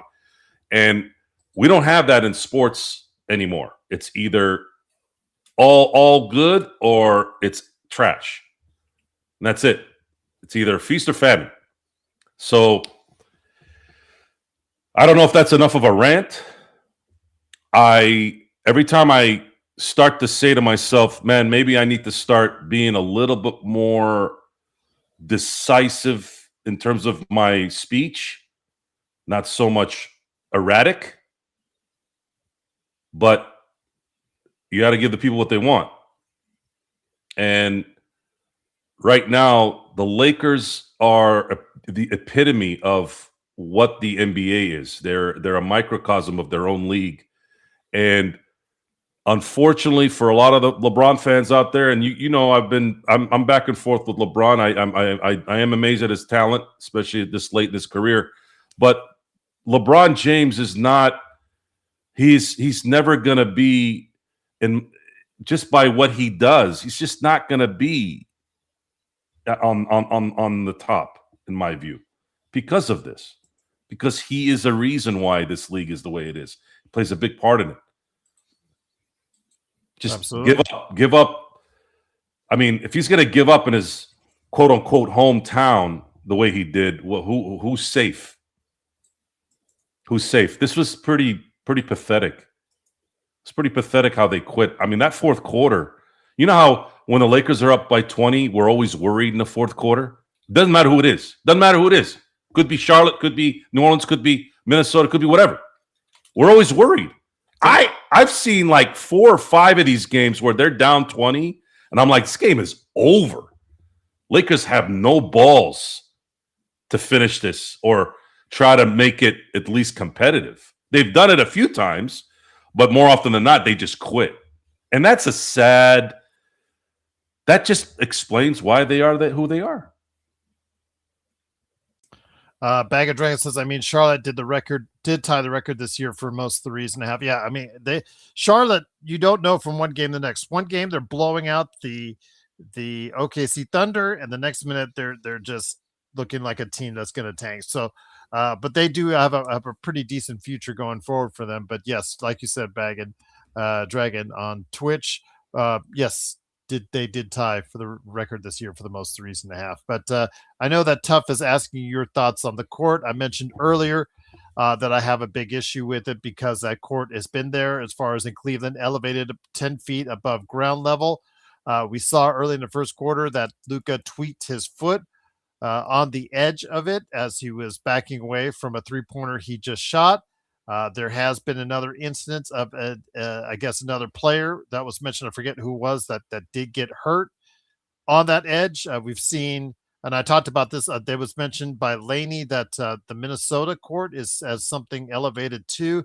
I know that there's a college court.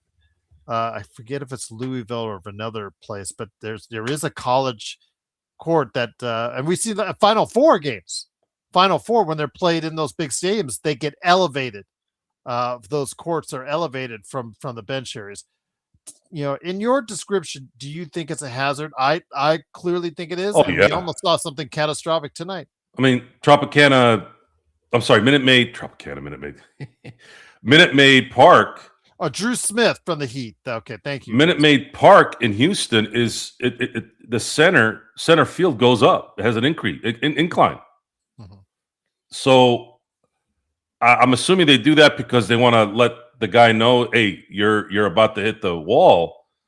I'd rather have a warning track and have it even, because everyone on this show right now has stepped in a way because of elevation. Like your body, sometimes it adjusts to it. Sometimes it's just automatic. You'll see something, maybe a side profile, whatever, or maybe you were walking up before and now you're walking back where you'll kind of misjudge, and then all of a sudden you kind of drop your foot, right? These guys are playing basketball, man. You can't have that kind of stuff. Otherwise but see, the reason why they think it's okay is because it's out of bounds. Well, what are you doing running out of bounds when you're playing basketball. That's, I guess, the justification. I don't know what the point of that it is there. What's the point? Is it just how the construction of the area is? I don't know. I don't know what that is. I know on a baseball field it's likely kind of a warning, but even then it's like you're going to step a certain way, you're going to lose your balance. At least I would think it would. But regardless of that, I don't know necessarily if everybody on the Lakers today, before or after Luka twisted his ankle, looked like they were in Cleveland today and didn't want to be in Cleveland. And I'm guilty of this. Most of the people in the world have been guilty of this. Laziness, right? It's doing things when you don't want to do it and you don't do it, right? The Lakers are they're basic mentally. There's no next level hunger. There's no, I'm going to get up at 5 a.m. and I'm going to go spin. I'm going to go lift weights after that. I'm going to go walk for 10 miles or run for 5 miles. They don't have any real dogs that are about it. And Luka's a great player. Obviously, LeBron's a great player. But none of these guys have anything of like extra substance. They do what they do. They'll do their workouts. I don't know what LeBron spends on $1 million on his physique on. Is it nutrition? Is he factoring in his diet? Is he factoring in the trainer that he's probably paying, $100,000 a year? I don't know where the other. Okay, let's say you spend. I don't know. I'm kind of throwing this out there, but cryo chamber and all that. Okay, so all this cryo chamber and all this stuff is to keep yourself healthy and all that, right? But at the end of the day, okay, why are you quitting? Why are you quitting in Cleveland too? When that might be the last time you're there. I just, it's a weak and a weak existence, and it's not a surprise because when you look at how things have progressed in life and then around us, everything is made to be easy. The fact that we still have infomercials in 2026 is an embarrassment. Early 90s when they started coming out, you're sitting there, you have that dork with a sweater and glasses doing a song and dance. You're like, what is this? And then after a 5-10 year run, you would think, man, who the hell buys this stuff? It's trash. You remember that stain remover DD7, Gerald? Oh, do you remember yes. about that? Yeah. So my dad took a chance. I remember, God rest his soul. He goes, you know what? We do need something like this sometimes to clean. I'm going to order this. Let me see what this thing is about. The thing was trash. And we talked about that all the time and laughed. Well, you know what the words are, as seen on TV. Right. Any of those products that you buy that you saw on the infomercials late at night or on the weekend, all those products are trash. Now, what I did love about the infomercial style stuff, again, it really wasn't. It just was because it happened at the same time. But remember those CDs and tapes? Yes. For the musics, you heard it was always Kenny G, Whitney Houston in the 80s. Like, that's fine. Like, you're ordering music. There's quality there, right? But this stuff that I grew up listening to and going, okay, the gag is done. Like, we know it's all trash. Oh, okay. To make you feel old, it's called that's what I call music. But remember, it was K-Tel before. It was the old K-Tel commercials that did that, as far as brought those great songs, recent hits, all together in an album. Then it became now that's what I call music. Joe, they're up into the 100s now, to give you an idea how old we are. They're like an edition, like I see 122 and I just brought up on a search. That is crazy. That's where we're at. Well, and again, I know that some come out of the weeds there, guys. I think the George Foreman grill, was that considered I mean, I think it started out as that, but then George Foreman is someone we like. It's funny how George Foreman. There were women that I knew in college because George Foreman was very popular in the late '90s. I mean, everyone had in their dorm room, right? I never lived in the dorms, but I lived in a fraternity house, which is considered basically a dorm, without the bullshit. Everyone had a George Foreman grill, and almost every chick I knew in college didn't have a clue George Foreman was a boxer. They're like, "Oh yeah, I have a George Foreman." I'm like, "Oh, George is, he was a beast, when fighting." They're like, "What are you talking about?" I'm like, "He was a fighter. He was a boxer." They're like, "He was? I didn't know that." Go make me a hamburger, will you? All right. So again, the point of the story here is we were supposed to get smarter. Mm-hmm. And these little things, these convenient things, were supposed to, okay, now I don't have to have a barbecue to make a hamburger, right? But what it did was, in the end, it entitled us so much. Oh, we have to have this quick. We have to have this without any kind of effort. And then you look at how things have progressed, and this is exactly what we've created. I don't know what's going to happen in the next 10 to 20 years. Idiocracy is probably going to be true. People are going to just sit and this is not a joke. I was listening to Dale Earnhardt Jr. today talking to his now wife about what he used to do every day. You know what he did every day, Gerald? What's that? Now, mind you, Dale Earnhardt Jr. is worth like $300 million. So this totally makes sense for him, right? But there's plenty of people out there that do this who don't have $3 in their account. So he would get up every day at like 2 in the afternoon, basically how I used to be in the summer when in 7th grade. We used to all sleep late, wake up at 2 o'clock in the afternoon, jerk off the whole time, sleep late, repeat, rinse, right? So, not literally jerk off. I just meant jerking around. So, now, glad you care. Yeah, well, again, it came out the wrong way, pun intended. The thing is, so he's telling this. By the way, his wife is a smoke show too. I stopped because of her. I was like, "Who the hell is this?" And then Dale Earnhardt shows up, and I'm like, he married her? Like I was kind of stunned, right? But he's Dale Earnhardt Jr. I guess it is what it is. Money, yeah, whatever. Anyways. Because his pops was my favorite race car driver. So he would wake up at 2 p.m. in the afternoon, and basically he said he smoked cigarettes and drank Monster drinks from 2 to like 3 in the morning, 4 in the morning. And then he just did it all.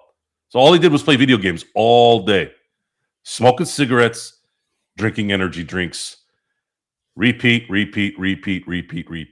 And look what he did, guys. He did all that. He got a smoke show to boot. That's. I guess everybody wants to vicariously live through him by doing it that way, right?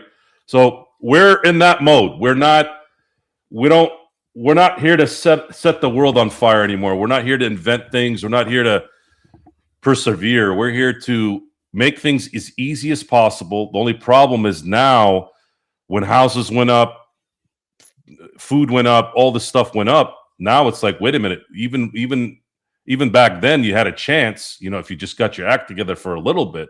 Now, even if you do things right, you're not going to be able to get what you want. So now it's all jacked up. So, sports is no different than the real world. It all takes form. Everybody repeats. They're all a bunch of parrots. So, one little cause here, one little cause there. They start to repeat, blah, blah, blah, blah. Now they have an identity. And that becomes now the story. It's not about how fans like us who spend 2.5 hours to 3 hours of their time watching your dumbass play basketball, and then you decide, I don't feel like playing today.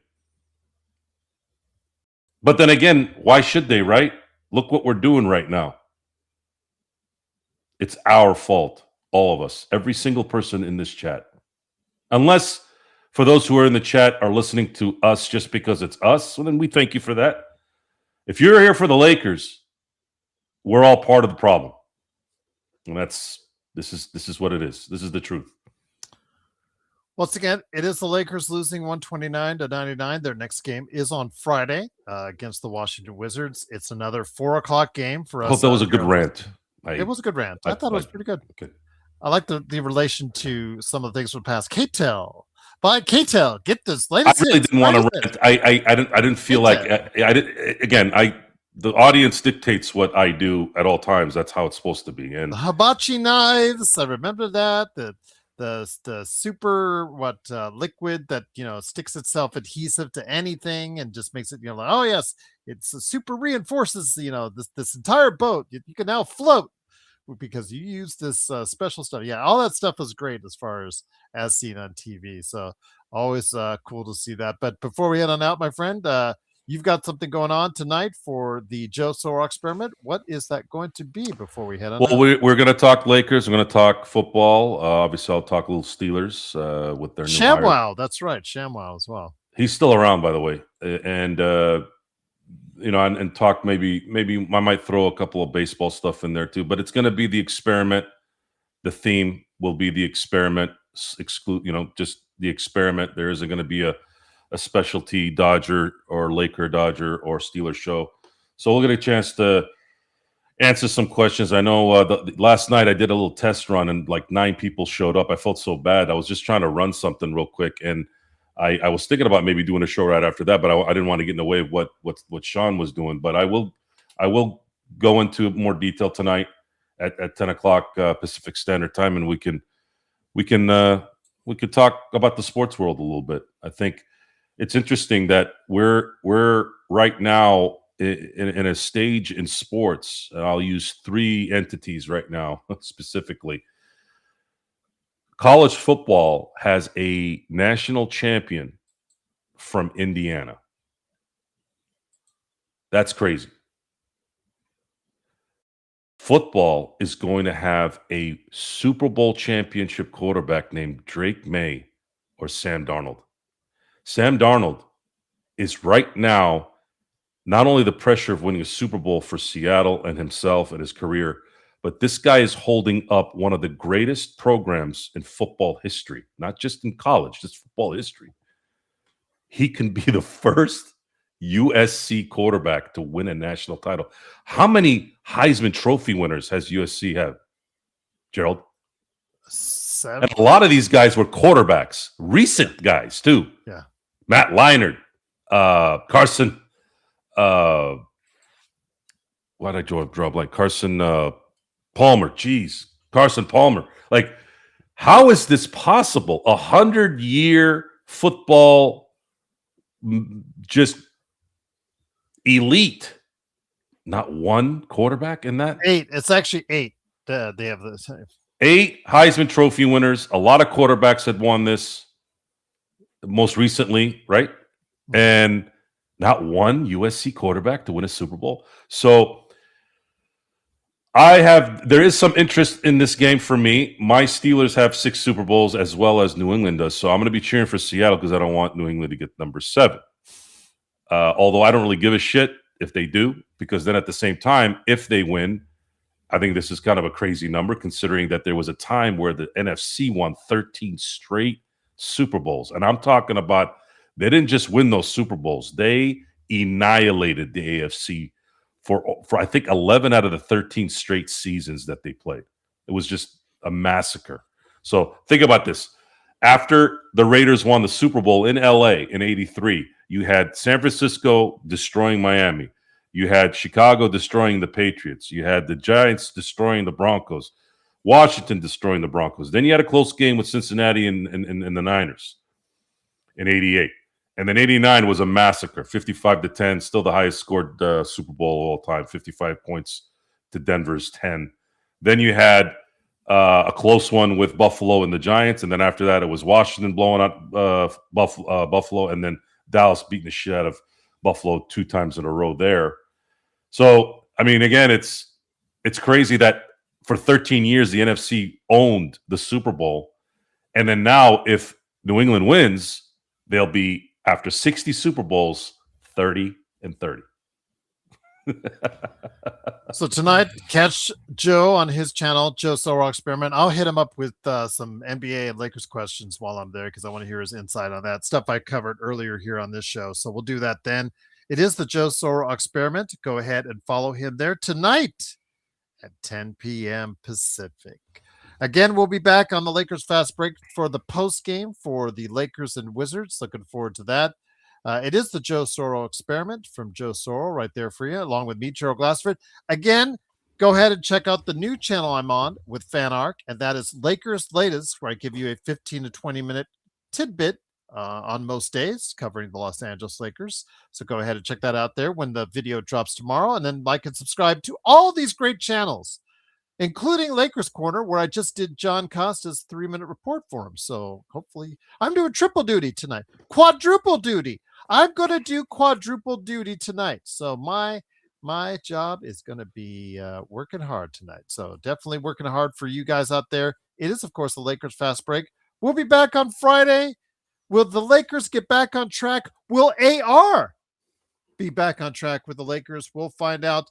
Could the Lakers be really in the mix for Giannis? Probably not, but we'll go ahead and discuss that more on the Experiment. Once again, it is the Lakers Fast Break. Truly appreciate you stopping by. Looking forward to seeing you back here on Friday and later tonight on the Experiment. But don't forget, your friends always are right here with all the kind words in the chat tonight. Thank you again for doing so. We're your friends, as always, right here, win or lose, at the Lakers Fast Break Podcast.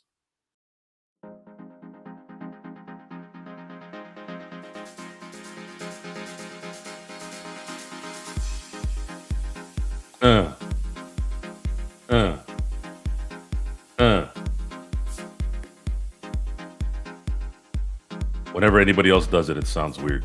Or does it sound weird? Anyways, but I can't hear it. Something like that.